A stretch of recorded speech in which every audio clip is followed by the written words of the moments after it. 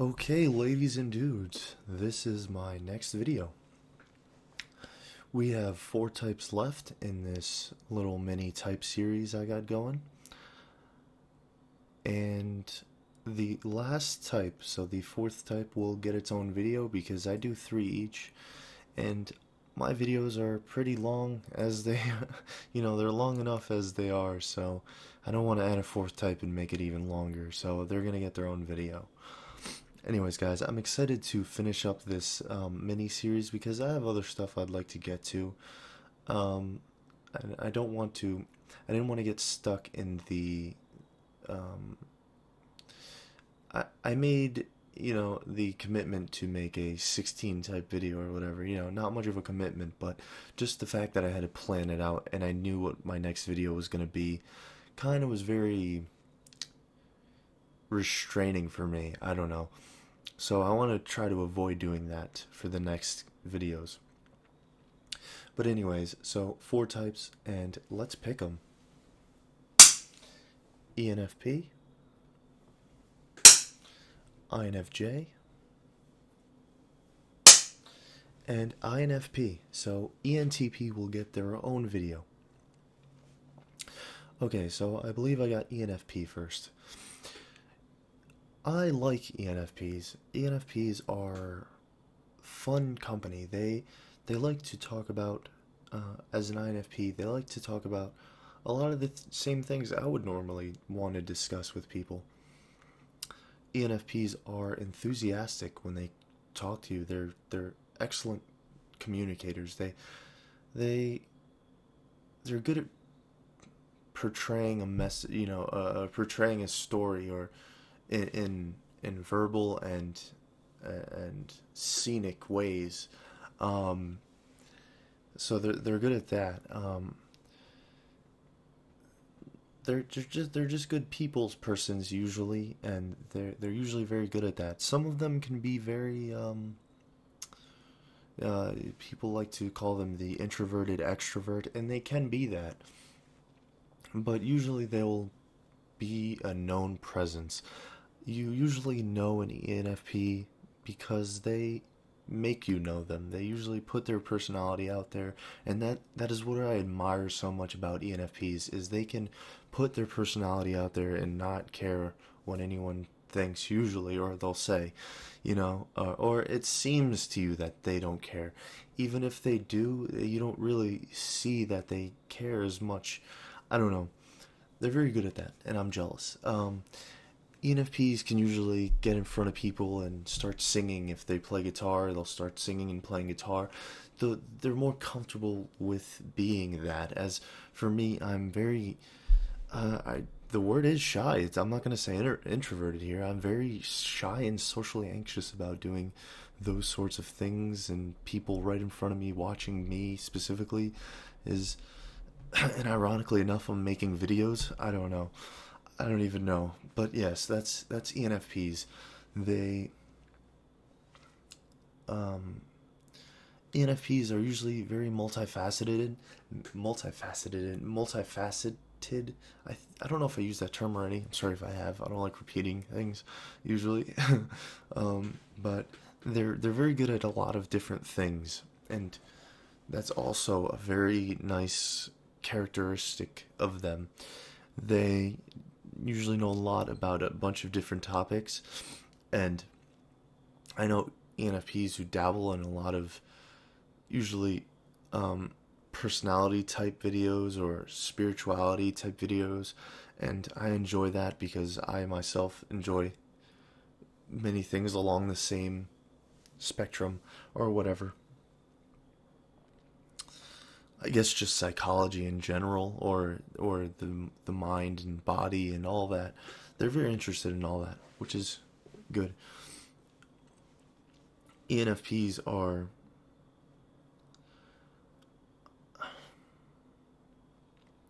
I think I described them pretty well. That was very brief, but I think I captured their essence, I would hope, in that.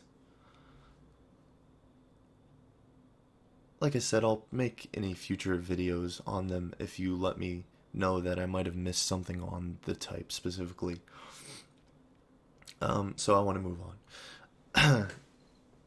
Next we have, I don't remember which came first. I think it might have been INFP.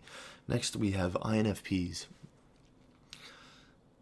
So I just described ENFPs. So describing INFPs won't be a serious turn of events. Oh, ENFPs are good actors. I also said they're good at portraying a message in a scenic way, and that follows them everywhere in their personal life to their work life to their their hobbies. Very they have a visibly poetic nature to them, is the way I would like to describe them. Um, they're good actors for this reason and a lot of other reasons.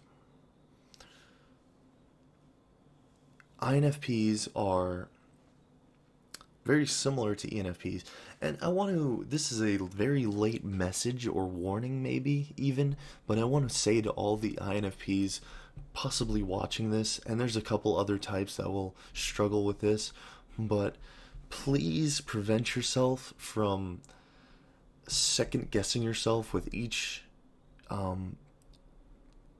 characteristic I throw out, because INFPs they have a sympathetic reaction to every new information they hear, and that's their dominant FI usually does this. Dominant FI is a very sympathetic function, and what FI thinks when it hears new information is, okay, how is this, relate to me? And it's not even in a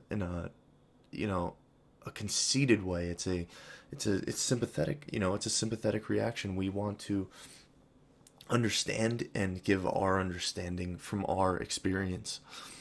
So what I was getting to was INFPs will have trouble sometimes typing themselves because they can see themselves in every type. It's very hard to describe. It's mostly all in here. How it feels, the tone, you just have a mental tone about things. I don't know how to explain it.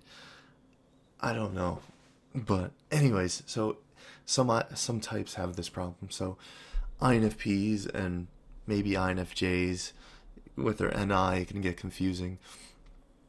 Typing yourself, just be careful with some of the descriptions because they can be kind of vague, especially since I'm a relative rookie to this whole thing. But I'm trying my best.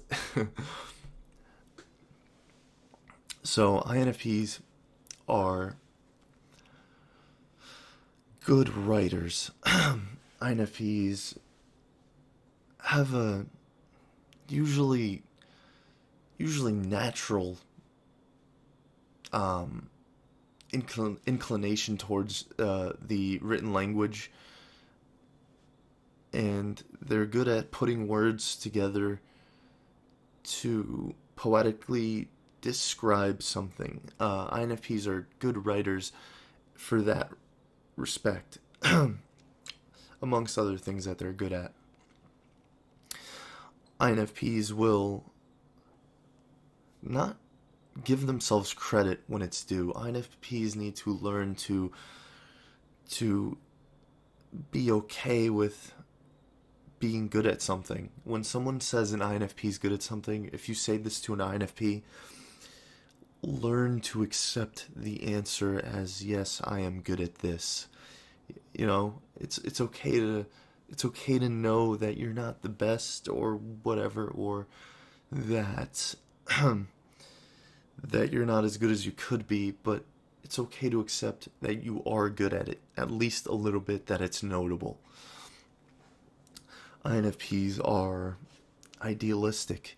They're part of that temperament, and so are INFJs actually, and we'll get to talking about them. They are idealistic in the respect of life and everything really about it. Is the situation ideal? Is it working out the way it should? Is it working out the way I envisioned in my head for years at a time? Is it what I wanted it to be in the grand scheme of things? That's INFPs, very generally.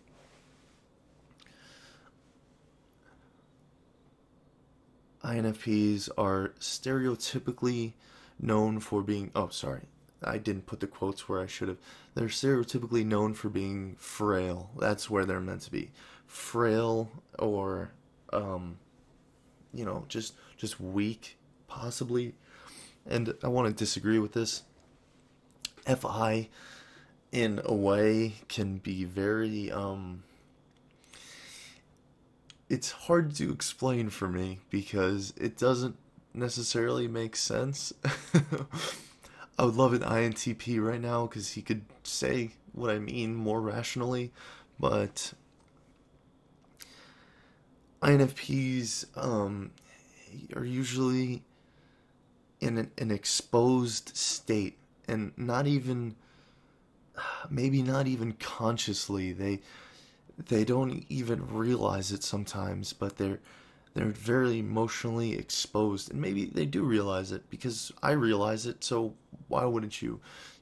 I notice myself being emotionally exposed a lot of the time, and I put myself in these situations, and I don't know why, just because that's what I'm feeling, and I want to be honest about things, so that's why I do that. But INFPs putting themselves in this exposed emotional state in front of people, possibly, or even just people you know well, they will assume you are weak because you express this sensitivity, I guess, so often that they don't see your backbone, so to speak. They might think you are, um, uh, you know, you don't stick up for yourself. But I want to disprove this, at least for me, because I will find that when it comes down to it, I will stick up for myself. I do take a lot of crap that maybe I shouldn't, and I will admit that much, that I let it get far before I stop it.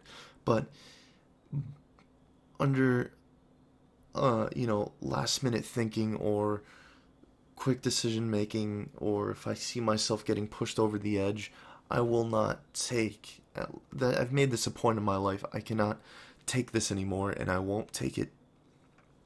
And I think it was always there. Uh, each type has a type that they have inside of them. So, and that's their dual, I believe. Yes, each type to me has a dual inside of them. And an INFP's dual is an ESTJ. So they have an ESTJ, a little ESTJ inside of them that comes out to play when it needs to. And a lot of types aren't aware of this fully, but it's there. So if you really want to see it, take an INFP over the edge, and you'll see they're not missing that backbone that you think they are. They just are more comfortable, I guess, than other people at being emotionally exposed, if you will. INFPs are also good actors. They're a very creative force, as well as ENFPs, and INFJs for that matter. This is a very creative type video, but anyway, so I think I've said a little bit about INFPs, and I've also had them in my other videos, and they're going to be in my future videos because I'm going to be in the future videos, so I don't know. You know what I mean? Okay, so the last type is the INFJ. INFJs are good at foreseeing issues that are usually under the table for most people. They're good at picking up at motivations or fishy behavior. INFJs know this, and they can feel this this insincerity pretty obviously, because NI is a very suspicious function, the way it works. And with INTJs, it's suspicious as in factual information coming to them, because INTJs don't have FE, so it doesn't work with NI. But INFJs have FE, so what that means is their NI relates, or their NI is primarily used for FE and TI and so on and so forth, and then SE. So